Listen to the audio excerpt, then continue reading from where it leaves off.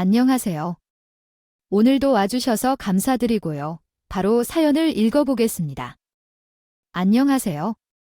제가 이렇게 사연을 보내는 이유는 제 삶이 정말 책에 나오는 이야기 같아서입니다. 전 세상에서 제일 싫어하는 단어가 바로 기다리라는 말이에요. 이렇게 말하면 주변 사람들은 기다리는 일 없이 어떻게 살 수 있느냐며 핀잔을 주기도 했죠. 한국 사람들은 의례적인 말로 다음에 밥 한 번 먹자라든지 또 연락할게요.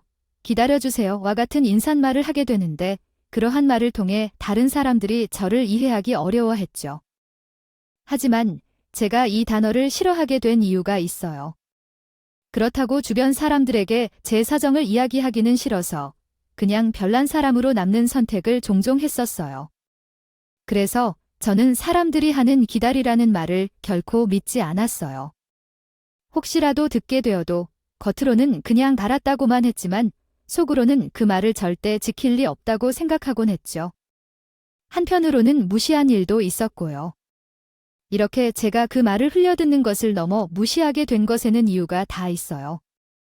저에게 그 약속을 한 사람들이 그 말을 남기고 제게 돌아온 적이 없었거든요. 몇 개월 이후에 오겠다던 아버지의 약속은 기다리라는 약속을 저버린 첫 번째 사람이었죠. 아버지는 어려워진 설림의 배를 타서라도 어머니와 저를 먹여 살리겠다며 나갔어요. 말만 들으면 누구나 이 사람이 정말로 가정적인 사람이라고 가족을 위한 의지가 높은 사람이라고 생각할 겁니다. 하지만 그렇게 집을 나간 아버지는 2번 다시는 집으로 돌아오지 않았어요. 심지어 소식도 없었고요. 그래도 어머니는 그런 아버지를 계속 기다리셨어요. 제가 커가면서 점점 들어가는 돈이 많아져도 아버지를 믿고 기다렸죠. 그런 아버지를 잊어야겠다고 생각하기 시작한 것은 아버지가 핸드폰 번호를 바꾸면서였어요. 어느 날 어머니는 그날도 아버지에게 전화를 거셨다고 해요. 그런데 수화기 너머로 들려오는 소리는 평소와 같은 통화 대기음이 아닌 지금 거신 전화번호는 없는 번호입니다. 라는 기계 소리였죠. 처음에는 어머니도 내가 잘못 걸었겠지 싶어서 계속 확인을 했다고 해요. 하지만 그녀의 바람에도 아버지는 전화번호도 바꾸고 잠적을 한 것을 알게 되었어요. 우리 가족은 아버지에게 배신을 당한 겁니다. 어머니는 배신을 당한 것을 울적해한 것도 잠시 어떻게 이 세상을 살아갈지 막막했다고 했어요. 어머니는 고아나 다름이 없었거든요. 부모님은 다 돌아가셨고 외가의 친척들과도 연락이 끊긴 지가 오래되어서 지금에 와서 연락하기도 힘들었다고 했죠. 그래서 선택한 것은 제 친할머니였어요. 다행스럽게도 자기 자식이 우리를 버리고 갔다는 사실을 안타까워하던 할머니는 저와 어머니를 따뜻하게 맞이해 주었습니다. 우리는 할머니의 품 안에서 당분간은 평화롭게 지낼 수 있었어요. 이렇게 큰 와중에 다시 생각해보면 할머니는 아버지가 집을 나갔다는 사실을 알고 있었던 것 같아요. 그러니 남아있던 손주가 얼마나 불쌍하게 보였을까요? 하지만 이 평화는 오래가지 않았어요. 할머니가 병에 걸려 쓰러지셨거든요.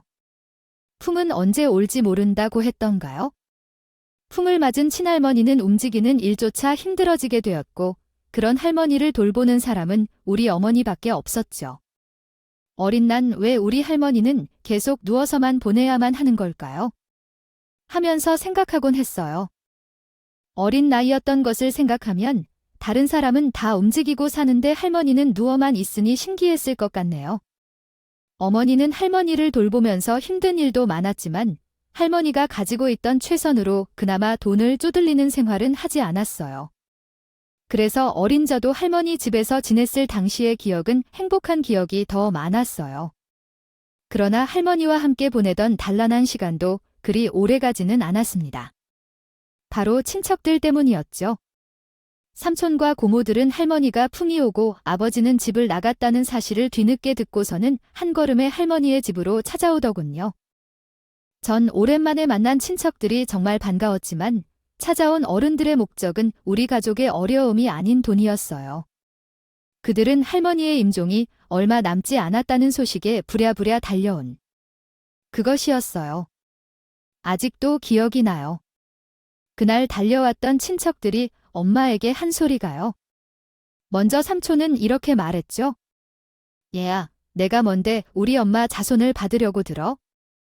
너 우리 형이 버리고 집 나갔다면서 그런 주제에 이렇게 엄마 집에 기어들어와서 한몫 챙기려고 들어 고한념 받아줬더니 아주 은혜를 원수가 없네?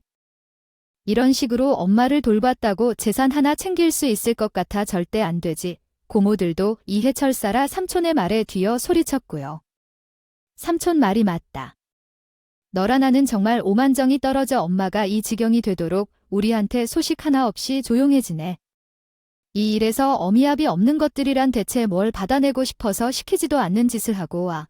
여기서 이러고 버티고 있는 거야? 우리 오빠가 너를 버렸으면 좋게 알아듣고 꺼져야지.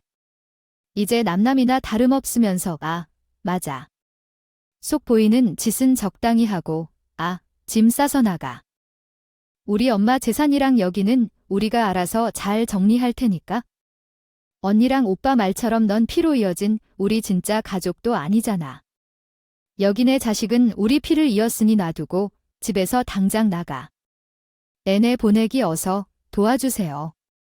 집 밖으로 쫓겨나던 엄마는 제게 소리쳤죠. 아가, 엄마 꼭 너 찾으러 올 거니까. 울지 말고 기다리고 있어. 알겠지. 내가 너 꼭 찾으러 올 거야. 할머니의 동기저귀를 갈고 거동이 불편한 할머니의 곁을 돌보던 어머니는 그렇게 할머니가 돌아가시던 날 집에서 쫓겨나셨어요.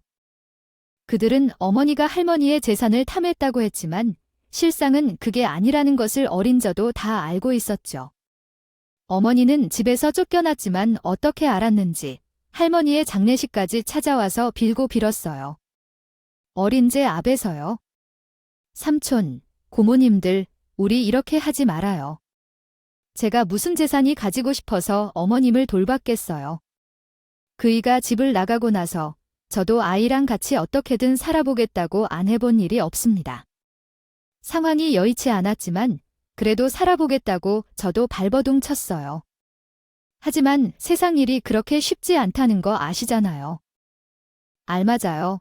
전 당신들 말처럼 부모님도 안 계시고 친척도 없고 교류도 없어서 고아나 다름없어요. 그런 책에 아이와 함께 머물 수 있던 곳은 오직 어머님 댁밖에 없었어요. 그런데 어머니가 갑자기 풍으로 쓰러지셨던 거고요. 저도 병수 바라느라 날마다 바쁘고. 그래도 우리 입에 풀칠할 거는 내가 마련해야 한다 싶어서 일도 나갔어요. 그런데 제가 왜 어머니 재산은 탐아? 또 정신을 차려요. 제가 최선을 다해 저지른 거였어요. 애초부터 어머니의 통장에서 돈을 가져가지 않았다면 이런 신발이 어긋날 일도 없었을 텐데요. 부탁합니다. 아이를 되돌려주세요. 그녀는 제 아이예요. 그때 어머니가 소리친 본심을 전부 알아들으려 노력했는데 당신은 이해하지 못했네요. 친척들이 다 친절하지는 않았어요. 우리가 왜 내 소식까지 알아야 해? 라는 말이 나왔죠. 아이를 데려갈 수 있는 능력을 증명하라는 이야기였겠죠. 너와 같은 말이 맞아? 또한 내 어머니가 나를 노리는 증거가 없으니 너의 말만 믿을 이유가 없다는 것을 얘기했어요. 이미 가셨는데 우리를 시끄럽게 하지 말고 방금 나가. 고모는 어머니에게 내가 어떤 쓸모가 있는지 보여주지 않는 이상 나를 가지 않을 거라 말했어요. 없다며 엄마 울면서 어머니를 찾던 저를 절대 놓아주지 않았어요.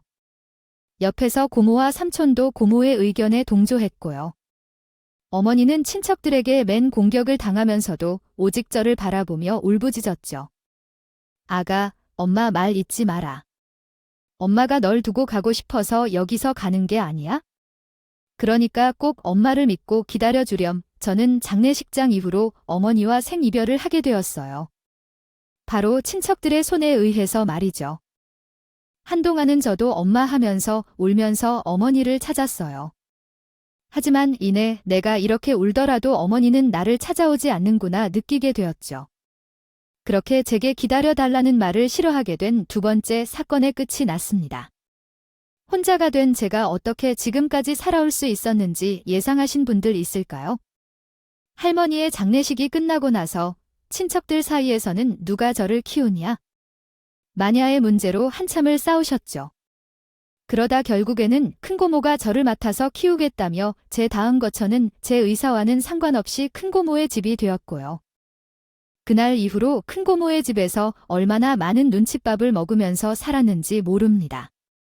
거기에 제가 큰고모의 집에서 살기 시작하면서 큰고모는 틈만 나면 제게 이렇게 말했죠. 내 엄마가 널 데리러 올 것 같아.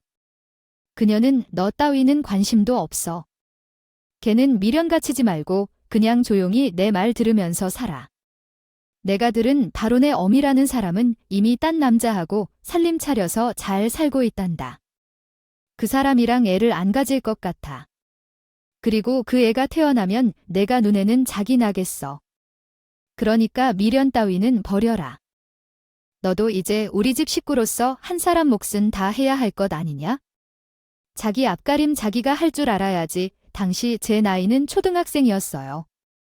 큰고모는 어머니가 이미 다른 남자와 살림을 차렸고 내 엄마가 아니니 관심도 가지지 말라는 말을 밥 먹듯이 했죠. 그렇지만 어린 초는 어머니를 믿지 않을 수 없었어요. 어머니의 마지막 눈빛은 아직도 기억에 남을 만큼 강렬했으니까요. 그래서 전 그런 큰고모에게 매번 반항을 했어요. 고모가 뭘 알아요? 우리 엄마는 절대로 나 데리러 올 거라니까요. 엄마, 자꾸 나쁜 사람처럼 말하지 마세요. 하지만 제 의지가 처음으로 꺾이게 된 날이었죠. 저랑 큰고모의 둘째 아들은 같은 중학교를 다녔거든요. 그 자식이 어떤 말을 큰고모에게 들었는지는 모르겠지만 학교에 이렇게 소문을 내고 다녔어요. 쟤는 부모도 버리고 간 고아래요.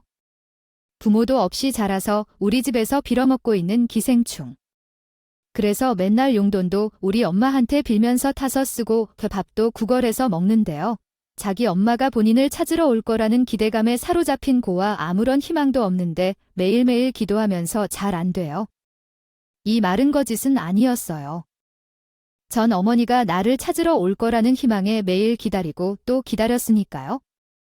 그러나 이 말을 들은 친구들은 점점 저를 없이 사는 거지에 고아라고 놀리기 시작했죠. 놀림을 당하고 난이 속에서는 응어리가 생기더군요.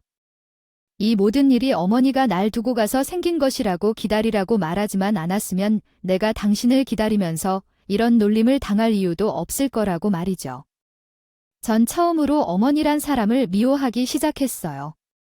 그러다 고등학생이 되고 나서는 큰고모의 말을 인정하게 되었어요. 이렇게 오랜 시간이 지났는데도 어머니는 저를 만나러 한 번도 오지 않았어요. 않았으니까요. 저와 같은 처지에 있는 사람이라면 누구든지 나 같은 결정을 내렸을 것이라 생각해요.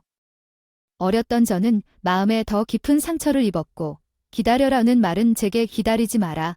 나는 널 속이기 위해 이런 말을 하는 것이다. 과 같은 의미를 가지게 되는 경험이 되었죠. 포기를 하니 마음은 전보다 훨씬 편해지긴 했어요. 그렇다고 제가 어머니가 나를 찾을 것이라는 기대를 모두 저버린 것은 아니었어요. 언젠가는 그녀도 나를 찾아올 것이라고 마음 한구석에서는 어머니를 믿고 있었죠. 솔직히 이제는 그냥 빨리 큰고모 집에서 독립하고 싶다는 생각이 더 컸던 것 같기도 하네요. 이렇게 내가 눈칫밥을 먹고 살 바에야 그냥 혼자서 나가 살고 싶다고요. 나 집에 있다가 큰고모의 손님이 방문하면 방에서 한 발자국도 나갈 수 없었거든요. 나 오늘 내 손님이 집에 온다고 했다. 내가 너 같은 고아를 짐덩이로 가지고 있다는 사실이 소문이라도 나면 한 해가 얼마나 쉬운 사람으로 보이겠어? 그리고 내가 널 아무리 좋게 입혔어도 우리랑 비교하면서 헐뜯으려 할 거 아니겠니? 그러니까 손님이 가시기 전까지는 내 방에서 단 한 발자국도 나오지 마라. 알겠어. 내 말을 어긴다면 넌 아무것도 가지지 못한 채로 이 집에서 쫓겨날 줄 알아. 돈도 벌지 못하는 나이였으니 큰고모의 협박은 정말로 크게 다가왔어요. 그리고 항상 큰고모는 협박과 동시에 저를 회유하는 듯한 말을 했어요. 내가 이렇게 큰 소리를 치는 이유는 하나다. 너를 내 자식처럼 생각하기 때문이야. 내가 이만큼 잘 큰 것도 누구 덕분이냐? 바로 여기, 내 앞에 서 있는 내 덕분 아니겠니? 내가 아니었으면 그때 할머니 장례식장에서 너를 데리고 갈 사람이 있었겠어. 그때 기억이 날지는 모르겠지만 내가 아니었다면 아무도 너를 챙기려고 하지 않았다. 내가 있었기에 네가 이만큼이나 편하게 자랄 수 있었던 거야? 그러니까 넌 크면 내게 효도하면서 살아야 해, 알겠어? 그러니 내가 하는 말 잘 들어야 되겠지? 이런 말을 하면서 항상 저를 세뇌시켰죠. 어른이 된 다음에 큰 고모의 행적을 더듬어 보니 이게 말로만 듣던 가스라이팅이 아니면 뭐겠냐 하는 생각이 들었거든요. 아직 성인이 되지 못한 청소년에게 이런 식의 반복적인 주입은 세뇌라 말할 수밖에 없었죠. 전 그렇게 큰 고모의 집에서 큰 고모에게 실망하면서도 큰 고모를 미워할 수 없는 상태가 되어버리고 말았어요. 20살이 된 저는 대학교도 포기한 채로 죽어라고 일을 했어요. 몸이 부서질 것 같아도 일을 나갔죠. 하루라도 빨리 큰 고모의 집을 벗어나고 싶었거든요. 대학교야 나중에 사정이 나아지면 갈 수 있는 곳이기도 하니까 지금은 집을 벗어나기 위해서 하루도 낭비할 수 없던 심정이었죠. 이때 저는 안 해본 일이 없을 정도였어요. 구인구직 사이트를 하루 종일 쳐다보면서 할 수 있는 곳에는 어디든 이력서를 넣어줘 그렇게 시작한 일은 백화점 주차요원이었어요. 사실 더 큰 돈을 벌 수 있는 방법이 없지는 않았어요. 공장과 같은 곳에서 12시간씩 일을 하면 월 300만 원 가까이는 벌 수 있었으니까요. 하지만 제가 백화점 주차요원을 선택한 이유는 따로 있었습니다. 바로 큰 고모의 집에서 너무 멀어지고 싶지는 않았기 때문이에요. 혹시라도 멀리 나가서 살다가 어머니가 나를 못 찾을까 싶어 너무 두려웠거든요. 내적으로는 어머니가 나를 찾아오지 않을 것이라고 생각하면서도 생각은 쉽게 어머니와의 만남을 버리지 못했죠. 다행스럽게도 어렸던 저도 회사에서 잘 적응할 수 있었어요. 친척들과는 다르게 입사할 당시 나이도 제일 어리고 막내였던 저를 형이나 누나들이 가족처럼 챙겨주었거든요. 사회에 첫 발을 내밀은 저에게 많은 것들을 알려준 것들도 이들이었어요. 제 혈연이라는 친척들이 아니라요. 첫 월급을 받은 날에는 형들이 저를 부르면서 하루 시간을 내라고 하더군요. 평소에도 저를 잘 챙겨줬던 형들이기에 힘들게 하루를 빼서 그들을 따라 나섰어요. 그렇게 형들을 따라간 곳은 한 의류 매장이었어요. 얘야, 막내야, 너 첫아입굽은 원래 뭘 사야 하는지? 아니, 이런, 무서워서 부모님께 드릴 내일이 먼저 사야 하는 거야. 그리고 이걸 잘 포장해서 부모님께 들고 가서 이렇게 말하는 거지. 성인이 될 때까지 저를 잘 키워주셔서 감사합니다라고 말이야. 네가 무슨 사정으로 이렇게 어린 나이부터 일을 하는지는 모르겠지만 그래도 널 지금까지 키워준 부모님에게 감사는 해야 되지 않겠어. 그러니 적당한 거 하나 골라서 사서 드려. 처음으로 듣는 말이었죠. 당연했어요. 저는 20살. 일을 시작하기 전에는 10대였으니까요. 물론 생일이 지나기 전까지는 술도 못 먹는 10대였지만 일을 시작하고 나서는 나도 성인이라는 생각을 하면서 지냈거든요. 형들의 말에 처음에는 막막함이 있었지만 후에는 그들이 진지하게 말씀하시는 것을 알게 되었죠. 가득했죠? 저는 부모라는 사람이 곁에 없었고 싫어도 싫어할 수 없는 친척들이 부모의 대신이었으니까요. 그렇다고 큰 고모에게 내일을 사다 주기는 절대로 싫었어요. 나이를 먹은 나도 알 건 다 알았거든요. 그들이 나를 절대로 제대로 키워준 것이 아니라는 것을요. 그래서 어머니가 입을 수 있을 것 같은 네일 한 벌만 사서 왔어요. 형들은 왜 한 벌만 사냐고 물었지만 저는 웃으면서 대답을 회피했어요. 그리고 제게 이런 사실을 알려준 형들에게 고마워서 밥을 사주려고 했어요. 이때 처음으로 부모님이 있으면 이렇게 하는구나라는 사실을 알게 되었으니까요. 형들도 처음에는 훨씬 어린 체게 밥을 얻어먹기 미안하다고 발을 뺐지만 귀여운 막내가 사준다고 하니 먹는다며 제게 부담되지 않는 가게로 가서 저녁을 먹었어요. 이날이 제 생애 처음으로 행복과 감사로 가득한 날이었어요. 어느덧 시간은 흐르고 흘러 한 직장에서 15년이 넘는 세월 동안 일을 하고 있었어요. 오랜 시간을 한 곳에서 일하다 보니 직장에서의 직급도 점점 높아져만 갔죠. 그렇게 있는 회사에서의 저는 짠돌이 주인으로 불렸어요. 저는 다른 사람들이 놀러 가자는 제안도 술을 마시자는 제안도 절대 받아들이지 않았거든요. 술이나 담배, 커피 같은 기호품은 제게 사치라고 생각했기 때문이었죠. 그래도 사람들과 어울리는데 필요한 최소 금액은 항상 사용하면서 관계를 유지하기 위해서 힘을 썼어요. 그게 사회생활이라는 것을 알고 있으니까요. 제가 이렇게 돈을 아끼게 된 데에는 다 이유가 있었어요. 아직도 못 이룬 꿈이긴 하지만 언젠가는 어머니가 나를 찾으러 올 것이라는 생각을 했거든요. 제가 이런 생각을 하고 있는 데는 꿈이 가장 큰 역할을 했어요. 지금은 뚜렷하게 기억나지 않지만 꿈에서 어머니가 나를 찾으러 와서 세계를 끌어안은 적이 있었어요. 잠에서 깨고 나서도 어머니의 따뜻한 품이 여전히 느껴졌고 그때부터 어머니를 위한 적금도 열심히 모았죠. 내가 나이가 들어가면서 어머니도 점점 늙어가실지도 모른다는 생각이 들었기 때문이죠. 혹시라도 어머니가 아프다거나 어려움을 겪는다면 언제나 도울 수 있도록 돈을 마련해야겠다는 생각을 하게 되었어요. 어머니의 꿈을 꿰찬 뒤 회사에서 최고 선임이 자리를 얻게 되었어요. 이제는 과장님으로 불리며 생각보다 높은 연봉을 받게 되었죠. 하지만 그만큼의 책임도 따르는 자리에 부담감이 전보다 더해졌어요. 제가 맡은 구역은 백화점에서도 가장 까다로운 곳으로 알려져 있어요. VVIP 주차 구역이었어요. 백화점에서는 최고 고객인 만큼 직급이 높았던 제가 직접 관리하게 되었죠. VVIP는 보통 재벌들이 많았는데 인품이 좋은 분들도 물론 많았지만 회사의 블랙리스트로 등록된 고객도 무척 많았어요. 블랙리스트로 등록된 사람들의 대부분은 백화점을 마치 본인이 대접받기 위해 존재한다고 생각한 사람들이었죠. 이런 사람들을 한 번이라도 마주친다면 정말 골치가 아팠어요. 하루는 이러한 손님을 맞은 적이 있을 정도였어요. 야, 구울어. 내가 여기 왔으면 무릎을 붙이고 오셨습니까? 하고 인사를 해야지. 어디서 눈을 마주치려고 들어?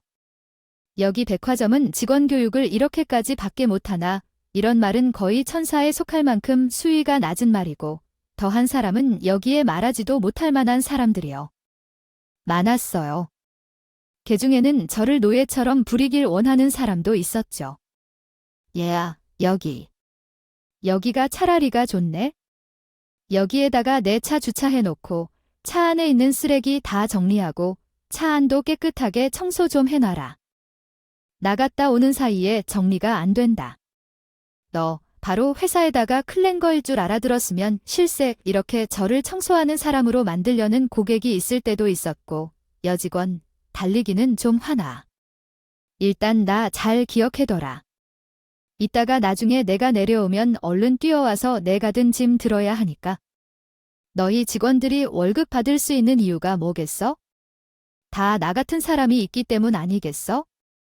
그러니까 내 말 잘 들어야겠지. 이런 말을 하며 저를 자기 개인 비서처럼 대하는 사람도 있었죠. 진상 고객들이 만나는 날, 이런 말 한마디에 하루 종일 얼마나 비참한 기분으로 일해야 하는지 모릅니다. 하지만 그렇다고 일을 안 하고 살 수는 없었으니 꾹 참고 버티면서 일을 해왔죠. 그러던 어느 날 VVIP 입구로부터 범상치 않은 외제차 한 대가 들어오는 거예요. 그걸 보자마자 저도 모르게 긴장을 해서 마른 침을 꿀꺽 삼켰죠. 왜냐하면 발레 파킹을 맡기는 사람들도 많았으니까요. 이런 고가의 차량을 운전할 때마다 심장이 두근두근 했거든요. 그렇게 긴장하고 있었는데 다행히 그 차량에는 기사분이 따로 있었어요.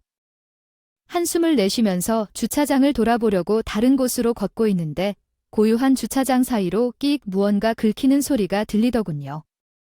설마 하는 생각에 헐레벌떡 그 차량이 향한 곳으로 뛰어갔어요. 혹시라도 문제가 생기면 제 책임이 될 것 같았기 때문이죠. 가능성도 없지 않았으니까요. 수리가 난 곳에는 굉장히 앳되어 보이는 기사가 머리를 쥐어뜯고서 있었죠. 황망한 표정으로 말이에요. 그러면서 이내 도착한 저를 보고는 변명도 할 수 없겠다 싶었는지 소리치기 시작하더군요. 어떻게? 이 5억이 넘는 차를 난 끝장이야. 이제 부모님도 없는 고아가 어떻게 이 차 수리비를 감당할 수 있겠어? 어떻게 하면 좋지? 어떡하지? 절망에 빠진 청년은 넋이 나간 표정으로 소리쳤는데 고아라는 소리에 저도 모르게 반응하게 되더군요. 그 순간 나도 모르게 이 청년의 잘못을 내가 감당해줘야겠다는 생각을 했어요. 그리고 청년을 다독이기 시작했죠. 이번 일은 당신이 감당하기에는 큰일인 것 같군요. 제가 담당하는 주차장에서 생긴 일이기도 하니 우선은 제가 책임을 지도록 하겠습니다. 나중에 사모님이 오시면 저기 건너편에 보이는 제 처소로 오세요. 알겠죠? 청년은 의먹이던 목소리로 감사합니다 하면서 연거푸 제게 감사하다며 허리를 숙이며 인사를 했고, 그런 그에게 저는 괜찮다며 스스로의 마음을 다잡기 시작했어요. 저라고 돈이 많아서 일을 해결할 수 있다고 생각한 것은 아니었으니까요. 그리고 어머니를 위해 모아놨던 몫은 이런 곳에 사용하기 위해서 뭐 하나보다 생각했죠. 저와 같은 처지의 청년을 무시하고 넘어가기에는 마음 한구석이 걸렸으니까요. 이내 사모님이 돌아왔는지 청년이 조심스레 제가 쉬는 초소의 문을 두드렸고, 그 비싼 차 앞으로 가서 우선 동생 같은 기사를 제 뒤로 세웠어요. 그리고 사모님에게는 내 실수라며 고개를 숙이고 사과했죠. 제가 이 일을 하면서 배운 것이 하나 있어요. 이런 문제가 일어났을 때는 사람의 눈을 바라보는 것도 문제, 미안한 기색이 부족해 보이는 것도 문제라는 것을요.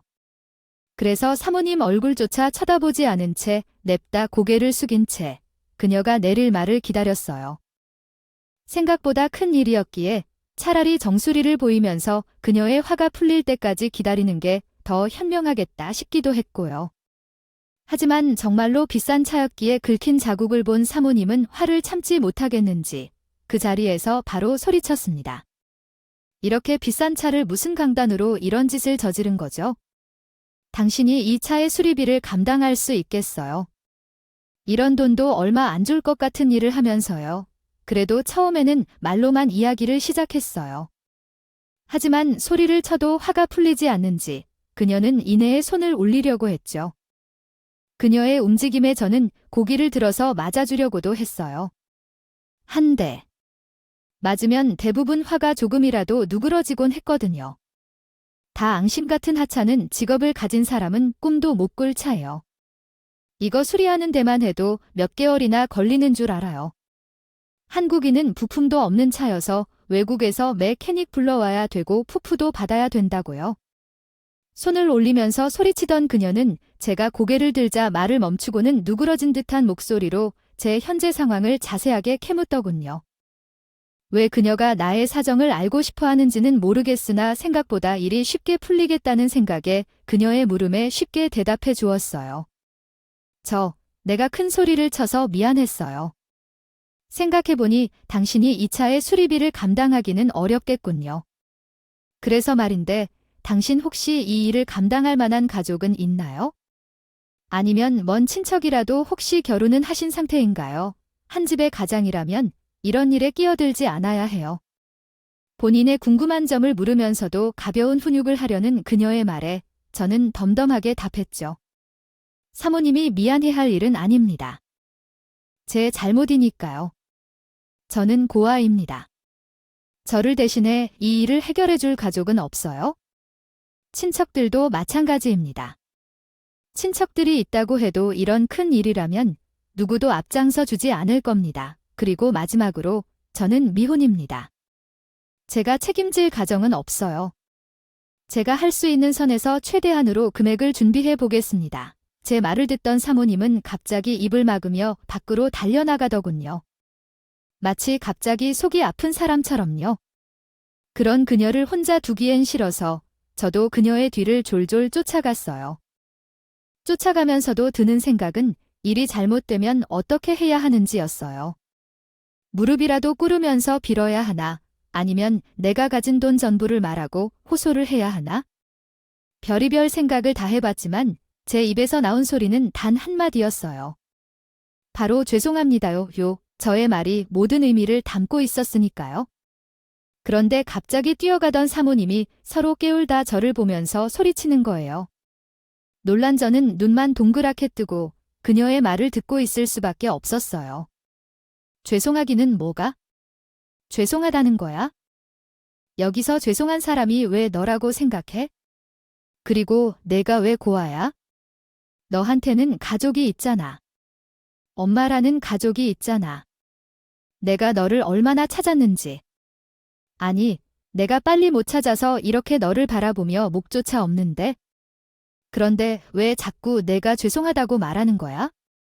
도대체 뭐가 죄송한데? 저는 이렇게 소리치는 그녀가 무슨 말을 하는지 도저히 알 수 없었어요.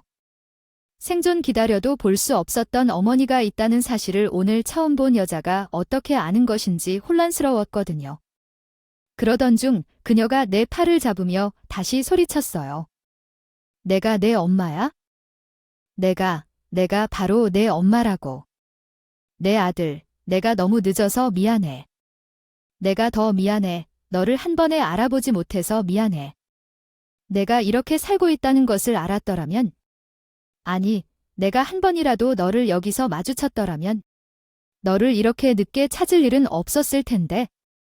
내가 미안하다. 미안하다. 내 아들, 그녀의 말을 평소에는 나오지도 않던 눈물이 두 눈에 흘렀어요. 그녀가 내 손을 잡은 순간부터 정말 아이처럼 울었죠. 당신이 정말 내 엄마야? 진짜 내 엄마가 맞냐고? 근데 왜 이렇게 늦었어? 왜 그녀는 어린아이처럼 우는 저를 달래면서 왜 이렇게 늦게 왔냐고 떼쓰는 아이처럼 엉엉 우는 저를 달래면서 말했어요. 내가 늦어서 정말 미안해. 우리 아들이 이렇게 가까운 곳에서 기다리고 있었는데 몰라봐서 미안해. 내가 너에게 정말 할 말이 없다. 그래도 이것만은 알아줘. 내가 너를 얼마나 애타게 찾고 있었는지를 너를 지금도 이렇게 사랑하고 있다는 것을 전 이게 사실인지 꿈인지 몰라서 그녀를 붙잡으면서 몇 번이고 물었어요. 지금 이건 꿈이 아니죠? 현실인 거죠? 이게 꿈이라면 저는 정말 앞으로 살아갈 힘이 없어요. 그러니까 제발 꿈이라고 말하지 말아주세요. 이런 제 반복적인 물음에도 그녀는 저를 안으며 등을 토닥이면서 말해주었어요. 이건 꿈이 아니라고네. 앞에서 있는 나는 현실이라고 말이죠. 이때에 저는 근무지를 이탈했다는 사실도 잊은 채 그녀의 앞에서 1시간가량을 울었던 것 같아요. 울다가 지쳤을 때쯤은 민망함이 몰려오기 시작하더군요. 다 큰 남자가 한 여성에게 매달리면서 울고 있었으니까요. 어머니도 제가 울음을 그친 것을 보고는 존을 일은 언제 끝나느냐 물었어요. 전 끝나는 시간을 알려주었고 어머니는 저를 기다리겠다며 근처 카페 주소를 주고 마저 일을 하고라며 돌아서서 나갔죠. 이때까지도 꿈이라고 생각했어요. 일을 끝나고 카페에서 어머니를 만날 때까지는요. 그렇게 만나게 된 어머니께들은 이야기는 뜻밖에 없어요. 내가 큰 고모라는 사람의 집에 매번 찾아갔었어. 그때마다 그 사람은 내가 집에 없다면서 오히려 나를 잘 키우고 싶으면 양육비를 내놓으라며 나를 협박했지. 그리고 내가 양육비를 가지고 가면 내 사진만 보여주면서 내가 잘 지내고 있다고. 다음에도 사진을 받고 싶으면 지금보다 더 많은 돈을 가지고 오라고 말했었어. 큰 고모를 해마다 찾아오던 손님은 바로 어머니였던 거예요. 그래서 내게 밖으로 나오면 쫓아내겠다고 으름장을 냈던 거고요. 그렇게 찾아온 어머니에게는 저를 키우기 위한 양육비를 목적으로 많은 돈을 요구했다고 해요. 처음에는 양육비라고 부른 돈들을 감당할 수 있었어. 그런데 내가 커가면서 들어가는 돈이 많아진다면서. 내가 20살이 되었을 무렵에는 돈을 가지고 오라고 하더구나. 네가 대학에 들어갔으니 그 비용은 줘야 하지 않겠냐고. 나는 그래도 혈육이라 큰 고모가 너를 잘 돌보고 있을 줄 알았다. 그렇게 내가 대학교를 졸업할 무렵에는 거의 아파트 한 채의 값을 가져오라고 했어. 이제는 졸업도 한 너를 위해서 그렇게 어른을 하지 않겠냐며 나를 압박했거든. 정말로 얼토당토하는 금액이었지만 나는 마련하기 위해서 노력할 수밖에 없었어. 내가 너를 만날 수 있는 길은 이것뿐이라고 생각했거든.